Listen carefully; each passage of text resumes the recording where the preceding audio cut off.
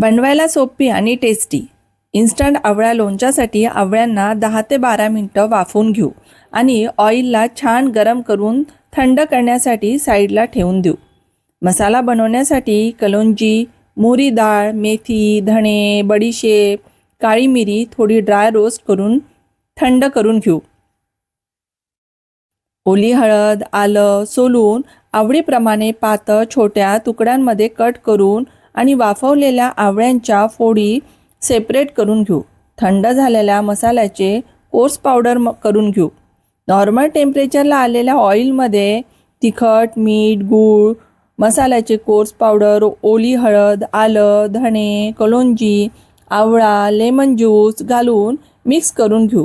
लोणच्यातील महत्त्वाचा हिंगच घालायचा राहिला. थोडं तेल गरम करून त्यात हिंग परतवून लोणच्यात मिक्स करून घेतले.